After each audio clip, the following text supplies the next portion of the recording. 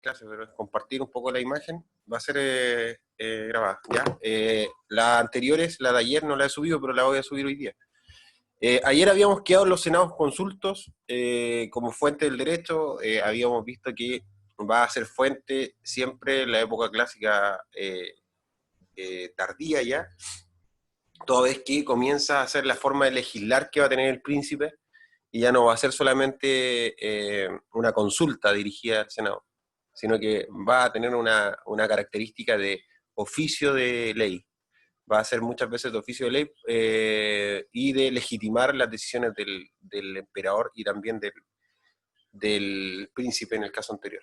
¿Ya? Eso es la importancia del Senado consulto, porque el periodo de la República, o en el periodo clásico, en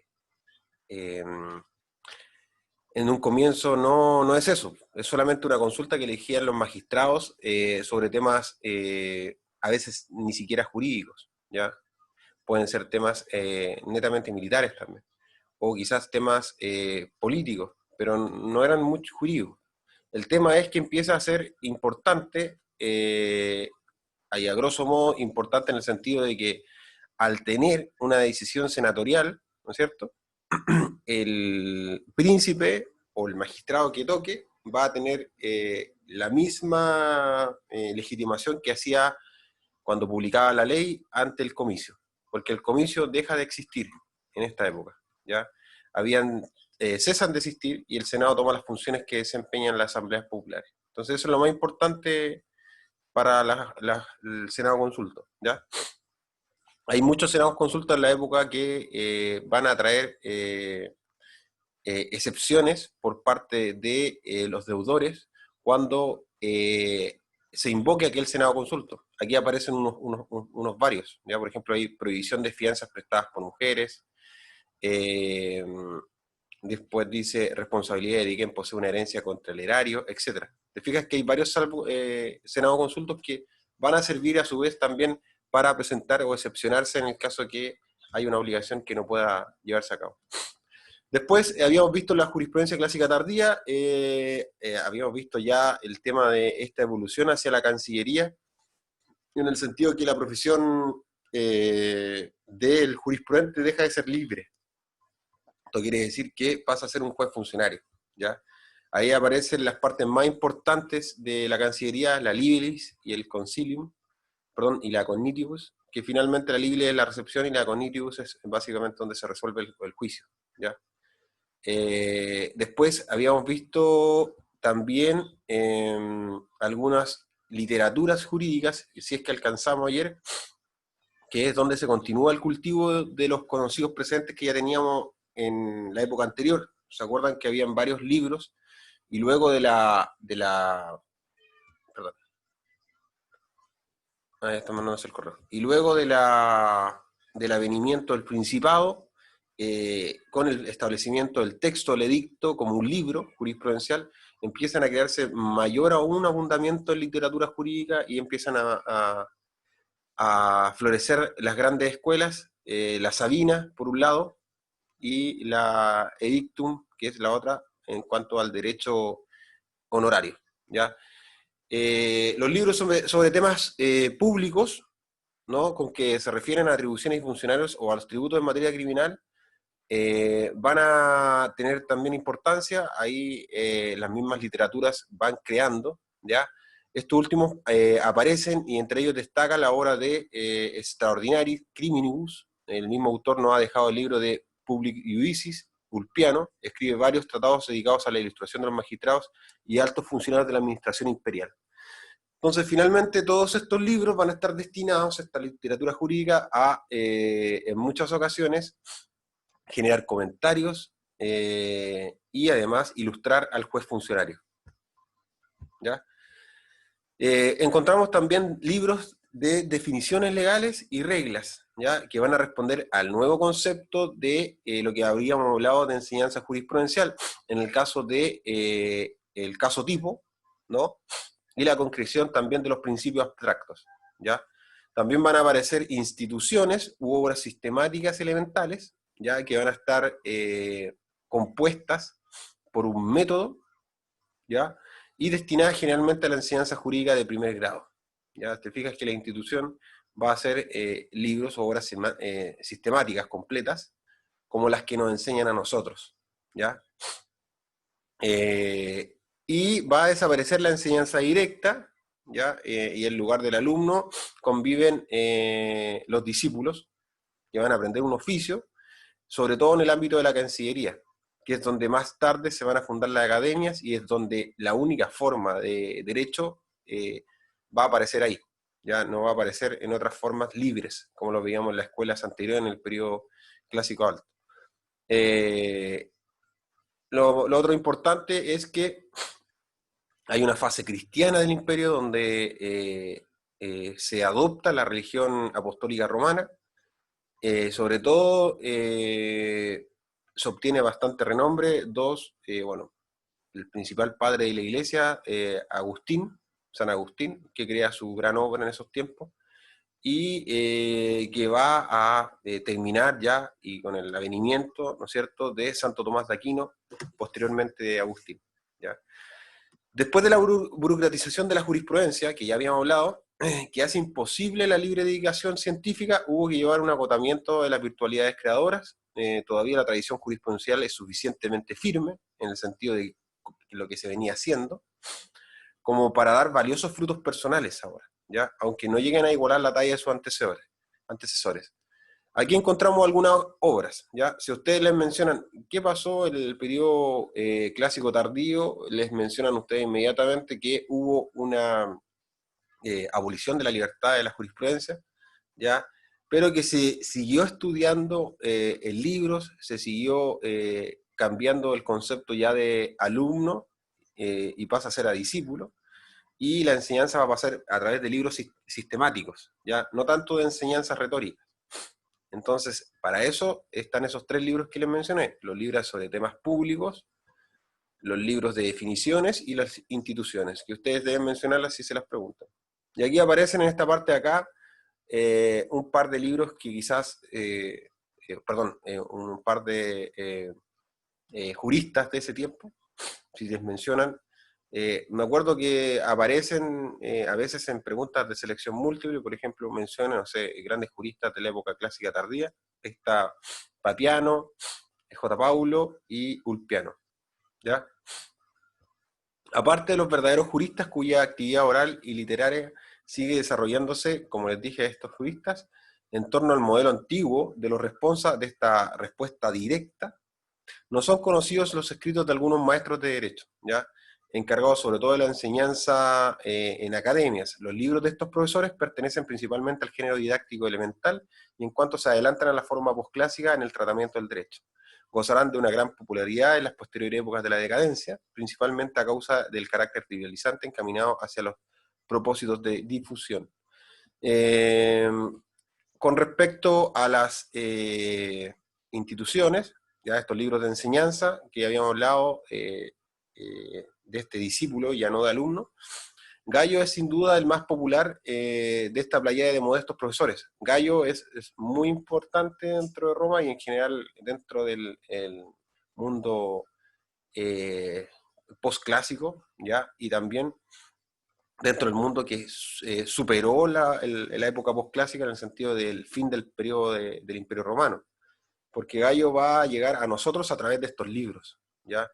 Y es conocido por muchas citas que tiene. De hecho, Gallo tiene definiciones de ley, tiene definiciones de delito, tiene definiciones de varios conceptos, muchas frases que van a ser utilizadas como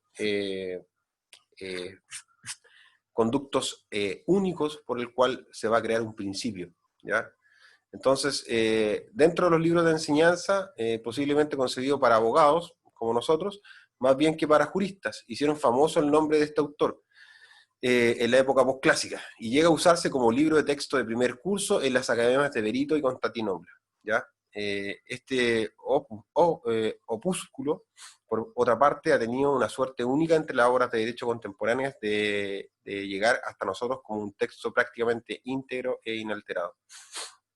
Entonces vemos que dentro de estas instituciones de Gallo llegan casi completas, y es por esto mismo que la enseñanza del derecho se mantiene de la misma forma que hacían los romanos en épocas oscuras, con el advenimiento de la Edad Media, se pierde un poco esto, pero aún se siguen aplicando, ya que todo va a tender a formar pequeños reinos. ¿Ya? Con eso terminamos lo que es la época posclásica tardía, o la jurisprudencia de la época clásica tardía, y nos vamos ahora a los rescriptos imperiales, que también son fuentes del derecho. ¿Ya? Veamos. ¿Qué son los rescriptos imperiales? Espera un poquito, que me están escribiendo. Un momento. Ya. La reorganización de la misma Cancillería que estábamos hablando, la Cancillería es el órgano imperial para la administración de toda la res pública o la cosa pública, ya sea órganos jurisdiccionales de aplicación del derecho, como también de otras funciones económicas, etc. En tiempo de Adriano no es la lógica evolución del ius publicae respondendi, que es esta forma en que el príncipe respondía a las consultas de los privados, en cuanto permite al príncipe asumir formalmente la autoridad de los responsas. ¿Ya? ¿Qué significa? Que ya va a asumir él la responsabilidad de estas respuestas, preguntas que se generaban en torno a temas jurídicos. Digamos, las consultas dirigidas a la Cancillería Libilis se entendían hechas al emperador. Y en nombre de esta figura, en la subscriptio, que se estampaba en la respuesta a pie de instancia, aunque materialmente hubiera sido dada por un jurista, ¿no?, perteneciente a la Secretaría. Estos responsas imperiales, verdaderamente forma de actividad jurisprudencial durante la época clásica, reciben el nombre de rescripta. Esos son los rescriptos imperiales. Son formas por el cual el emperador va a dar respuesta, ¿no es cierto?, de las consultas de los súbditos en general, a través de un modo formal que es la subscriptio, que es donde se estampa al pie de la firma el nombre del emperador.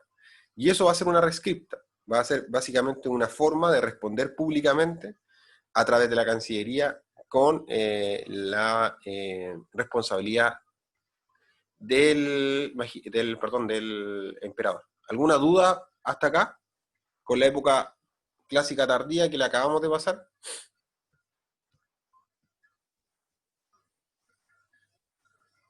No, yo no. Ya, estábamos acá por la jurisprudencia clásica tardía. ¿Ya? Ahora vamos a ver dentro de la jurisprudencia clásica tardía qué forma parte de eso. Entender que la jurisprudencia ya no es libre, por ende todo lo que provenga de la Cancillería va a ser jurisprudencia. ¿Ya? Entonces, habíamos revisado los rescriptos imperiales, que esa es la importancia que tienen.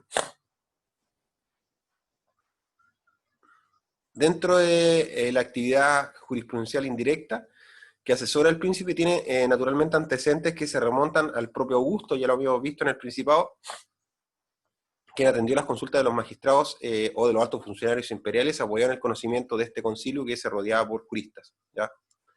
Estas respuestas imperiales se emiten a través de la epistulae, que tiene normalmente una finalidad interpretativa de derecho, pero cuya fuerza vinculatoria real descansa en la reverencia que debe el emperador al magistrado o funcionario solicitante. ¿Ya? Los verdaderos rescriptos, en cambio, son solicitados por particulares, que es lo que les nombraba yo, y dependen de ellos mismos la presentación de la correspondiente suscriptio a juicio en el curso. Desde que en tiempo de Adriano se introduce la costumbre de anotarlos en un registro y de ofrecerlos a conocimiento general mediante una exposición en un lugar público, cobran valor de antecedente y se convierten así en fuentes del derecho. ¿Ya? Entonces, en un momento los rescripta también van a ser consultas de los propios magistrados y de los altos funcionarios imperiales hacia el concilium del emperador.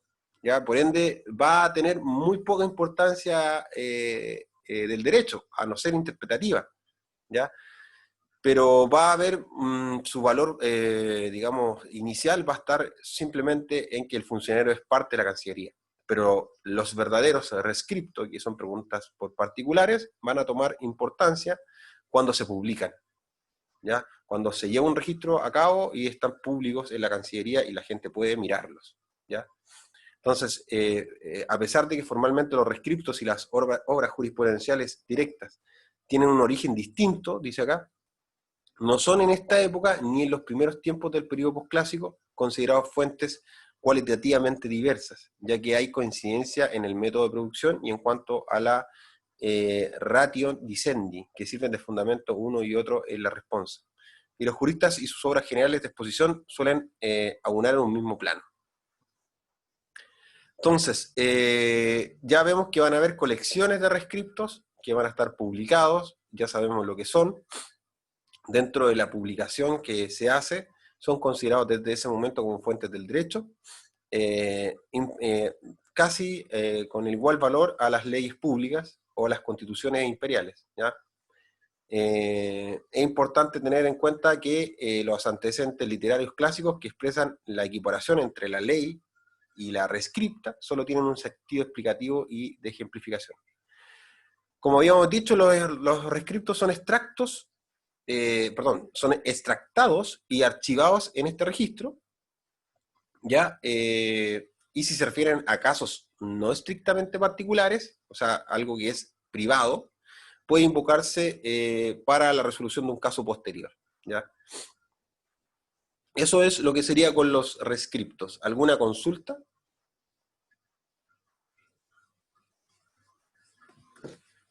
Por lo menos de esa parte de los rescriptos. No, de eso no. ¿No entendieron? ¿O no? Sí. Bacán, ya. Después de los rescriptos, nos pasamos directamente y terminamos la época clásica tardía y nos vamos a la posclásica, ¿ya? Bueno, la posclásica comienza con la muerte de Paulo y Ulpiano, que eran estos grandes juristas, ¿ya? De la época clásica alta y clásica tardía. Cierran el ciclo creativo de la jurisprudencia que habíamos hablado dentro de la misma Cancillería, a través de los libros, ¿no? Cuya característica más acusada precisamente está en la producción culta del derecho, que son estos libros, y va siendo desplazada por las fuentes imperativas, emanadas de la potestad del emperador, ¿ya? Y convertido definitivamente en un dominus de manera oriental. Ya ahí nuevamente se nos vienen las palabras que ya habíamos vislumbrado en cuanto a que iba a compelir o, digamos, resumirse en que todos iban a ser súbditos y finalmente iban a hacer caso a lo que dijera el emperador. Ya las consultas con la muerte de Paulo y Ulpiano, que fueron los grandes amos del derecho ahí, viene el avenimiento lógico de que la única fuente va a ser la emanada de el emperador y ya no de los libros cuya jurisprudencia traía larvada, mucho estudio y muchas nuevas instituciones, etc. El comienzo de la época posclásica coincide con el asesinato de Alejandro Severo, que es uno de los últimos de la dinastía de los Severos, uno de los últimos emperadores, ¿ya? Hecho que ha asumir el imperio en una convulsión de anarquía, que es lo que habíamos dicho al principio de la época clásica, en cuanto a lo que abarcaba, ¿no es cierto?, que es con el avenimiento de Octavio, ¿no?, y con el término de la muerte del asesinato de Alejandro Severo, que fue el último emperador, ya que habían varias épocas de dinastías de emperadores, no sé si se acuerdan, la Julio Claudia, etcétera, los Severos, y así, y así. Hay como 4, ya. La última es la de los Severos. Bueno, este hecho sumió al imperio en una convulsión de anarquía que la conduce prácticamente a la disolución, hasta que el orden y el ejército normal del poder son restaurados, bajo nuevas formas por una serie de jefes militares enérgicos procedentes de las legiones de Iliria. Claudio II, Aureliano, Probo, Diocleciano, semejante en este aspecto a Augusto Diocleciano, tras la apariencia arcanizante de una restauración, establece un nuevo régimen, ¿no?, postrema consecuencia de una larvada confusión entre potestas y autoristas, que es lo que se venía viendo, ¿ya? La confusión entre el emperador y estas respuestas en derecho, como un saber que él tenía, y la misma potestas, que es la capacidad de generar las órdenes sumarias sin expresión de causa. Entonces, estos dos sentidos que ya venían larvándose y que venían convirtiéndose, quedan definitivamente abolidos y los restos de la libertad romana que aún permanecían vigentes se acaban, ¿ya? El dominus tenido por Dios vivo, que es el emperador, es representado con la cabeza rodeada de un nimbus, y los que comparecen ante él han de posternarse y realizar previamente la ceremonia de adoratio o incensatio. Las magistraturas republicanas desaparecen, ya habíamos visto que también quedaban algunas magistraturas en las provincias. Se suprimen también las diferencias entre las diversas provincias, que respondían a razones históricas. Habían provincias que tenían un mejor trato, otras provincias que tenían un trato distinto, otras provincias que tenían menos tributos, etc. Con el paso del sistema concéntrico de divisiones regionales que atienden solo a la lógica de la geometría administrativa, hasta Italia pierde sus privilegios y pasa a tener el tratamiento de una provincia más, ¿ya?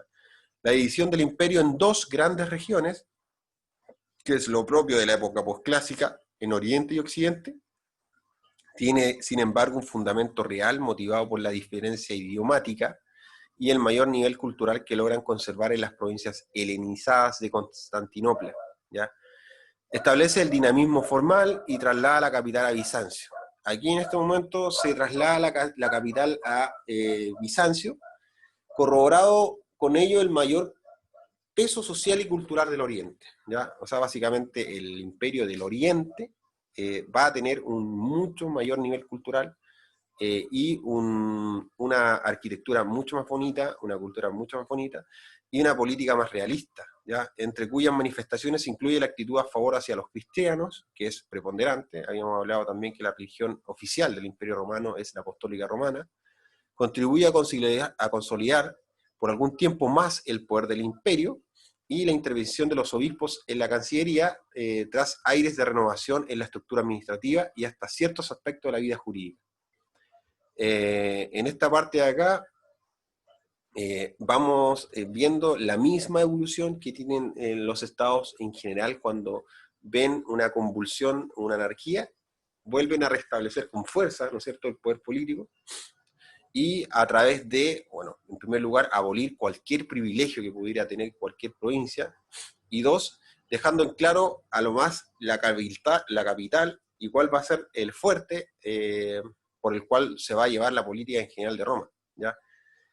Entonces, en tal sentido, la división entre Oriente y Occidente adquiere a su muerte, a la muerte, ¿no es cierto?, de Constantino, una significación política, aun cuando en ciertos periodos se restaura la unidad, en el sentido de que Roma vuelve a ser una sola.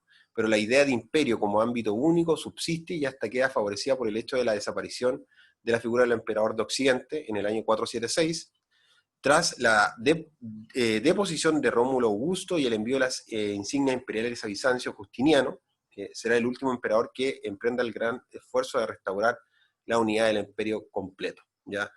Ahí al último nos dejan ver que hubo bastantes intentos de unir el imperio, de restaurar la unidad del imperio, pero esto se hacía imposible por la gran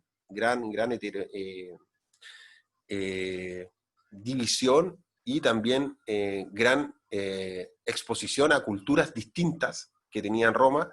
Lo hizo dividirse, sin lugar a dudas, en una parte de Roma que va a manifestar aún el derecho y va a manifestar aún las costumbres antiguas y la religión romana, y otra que va a ser una parte más vulgar y que no va a encontrar así en el derecho su cabida, sino que va a ser una vulgarización propia de los pueblos tanto sedentarios y nómadas que vivían en esas provincias, ¿ya?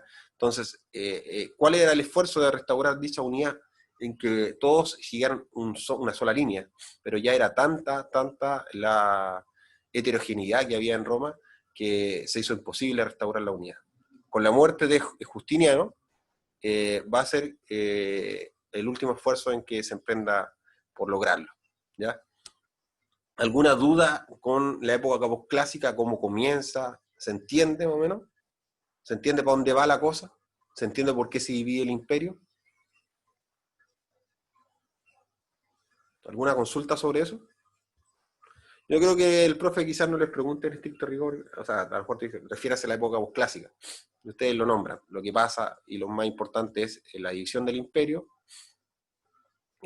la desaparición, ¿no es cierto?, de la libertas, la confusión entre potestas y autoristas como una sola forma de gobierno, y finalmente la heterogeneidad de la población en cuanto a que en un lado van a haber religiosos, en otro van a haber de otros tipos, etc. ¿Ya? Y lógicamente la abolición de todos los cargos públicos. Dentro de la época posclásica es posible todavía distinguir aún 3 subperiodos. Al igual que la clásica normal, está la clásica temprana, la etapa constantiniana, ¿ya? Y la etapa teodosiana, ¿ya? Que deben el nombre a una recopilación de leyes imperiales en cada uno. ¿Qué pasa en la época posclásica temprana? Va aproximadamente hasta el año 303, durante la cual la Cancillería, pese a faltar la vena creadora de los grandes juristas, estos que nombrábamos, imita el estilo clásico. Especial importancia para el derecho mostrarán los tiempos de los emperadores Gordiano, cuya Cancillería cuenta con una figura todavía relevante, de Herenio Modestino y Diocleciano, bajo cuyo imperio se promulgan numerosos rescriptos, ¿ya? Que es la forma la forma de fuente formal del derecho que va a haber, ¿no? No habíamos recordado que eso eran los rescriptos, ¿ya? Van a tomar la forma de ley, casi. Estos y la literatura jurídica de la época en general conservan el lenguaje conciso de la alta jurisprudencia, pero el deterioro conceptual se hace patente y marca el camino hacia la trivialización de las categorías jurídicas, ¿ya? Eso es lo que sucede en la clásica temprana. Ya hay aún un gran esfuerzo por los emperadores por mantener la tradición en cuanto a las figuras, ¿no es cierto?, en cuanto a la importancia del derecho, y muestran ahí a varios emperadores que promulgaron varios rescriptos y conjuntamente con la literatura ayudaron a hacer patente y marcar el camino, ¿ya? Tratando de que la trivialización de las categorías no ocurriera, ¿ya?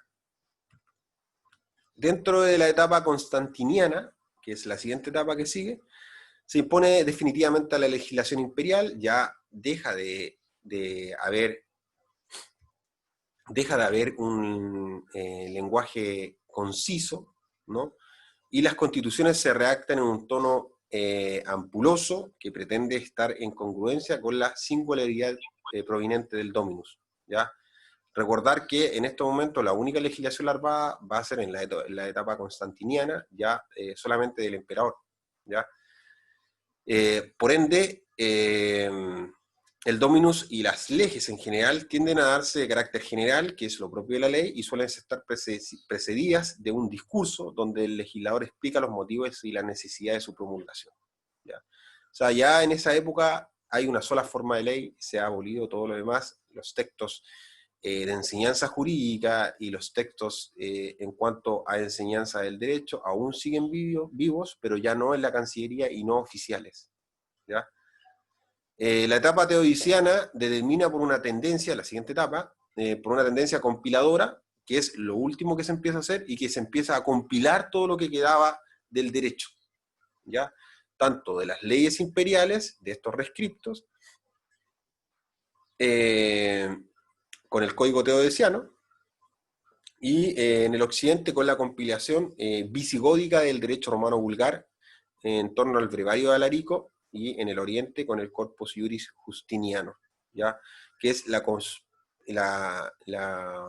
compilación completa, ¿no es cierto?, de todas las leyes imperiales, y también la compilación que se hace en la otra parte del imperio, el imperio del occidente, donde ya no se siguen tanto las costumbres y solamente queda no se sigue tanto la tradición de creación del derecho por medio del emperador, pero solamente va a quedar entregada a las costumbres que ellos tenían y al derecho romano vulgar, en cuanto a que no va a ser un derecho oficial, que se va a aplicar solamente en esa parte del imperio, y que va a terminar compilándose en este brevario de Alarico, ya que va a ser básicamente obra de los visigodos. ¿Alguna duda hasta ahí? Eso es lo No. que es la época posclásica. en cuanto a historia. ¿Qué sucede? En términos simples, como ya habíamos venido viendo, ya en la época clásica tardía se venía perdiendo un poco la creación jurisprudencial en torno a los últimos juristas, Ulpiano, ¿no? Y con la muerte de ellos se termina la tradición y empieza ya a alarvarse solamente creación de leyes públicas a través de rescriptos imperiales, que son las consultas que van a hacer los privados y van a tener forma general de ley, ¿ya? Conjuntamente con la división del imperio por esta heterogeneidad en su población, además de la que la misma cristiandad o la Iglesia Católica desde un lado, el peso cultural desde otro lado, y además el peso social de una parte del imperio, específicamente la parte oriental, va a crear su ciudad capital ahí, ¿no? Que se traslada a Bizancio, y la cultura del oriente queda un poco entregada a la actitud de las personas que quedaban antiguas magistraturas y funcionarios que envía el imperio oriente hacia el occidente. Luego de esto habíamos encontrado que en la época postclásica se separan en tres: en la temprana, en la constantiniana y en la teodosiana. En la constantiniana, perdón, en la temprana, ya vemos que se empieza a crear a través de un estilo clásico, ¿no es cierto?, derecho, pero siempre a través de los emperadores. Ya recordar que acá la vena, como dice ahí, la vena creadora de los grandes juristas ya no está. ¿Ya? Va a solamente limitarse a lo que los emperadores, a través de la Cancillería, va a larvar o crear, ¿no? Sin embargo, va a conservar el lenguaje que tenía la antigua jurisprudencia, y con un deterioro sí conceptual que se hace patente y marca el camino de un derecho no correcto, un derecho poco estudiado, un derecho trivializado, con figuras jurídicas no tan concretas. No se va a seguir estudiando el derecho, solamente se va a alarvar por la figura de que ya venía viéndose en cuanto al principado de emitir, ¿no es cierto?, respuestas públicas por parte del emperador o del príncipe, y a través de eso larvar la única legislación que va a haber. En la etapa constantiniana, para repetir, ya habíamos visto que se impone definitivamente la legislación imperial, y en la época teodosiana se empieza a compilar todo lo que tenemos para no perderlo, ¿no? Eso es lo que es la época postclásica. ¿Alguna duda? ¿No? ¿O sí? Bueno, después nos viene como fuente del derecho la consuetud. Ahí va a haber bastantes gente que quizás le sirva esto en cuanto a si le tocó hacer un trabajo en intro sobre respecto a esto, igual les puede servir. Incluso la consuetudo se va a seguir nombrando en varios temas del derecho que siguen más adelante. Bueno, la nota predominante que va a marcar el periodo postclásico va a ser la consuetudo, ¿ya? Que va a ser fuente de derecho, ¿ya? Porque va a armonizar un poco, ¿no es cierto?, la tradición culta y la práctica jurídica, de manera que va a aflorar al primer plano, como fuente de derecho, la consuetudo, aquel conjunto de usos más o menos reiterados y espontáneos que se conocen bajo el nombre de consuetudo. Espera un poquito. Entonces, ahí está la definición aquí en la parte de abajito, ¿no es cierto? Usos o más o menos reiterados y espontáneos que se conocen bajo el nombre de consuetudo. Eso va a ser lo que va a dominar la práctica jurídica dentro, sobre todo, de la parte occidental del imperio, teniendo en cuenta que la legislación imperial, los rescriptos, van a ser en último momento recopilados, tanto los libros jurídicos que contenían todas las formas concretas de resolver los conflictos de carácter privado, pero la forma que no va a tener parte del imperio para resolver aquellos conflictos va a ser efectivamente suplida por la costumbre. ¿Cómo se hacía? Así. ¿Cachai? Durante la época clásica, claramente la costumbre no es fuente.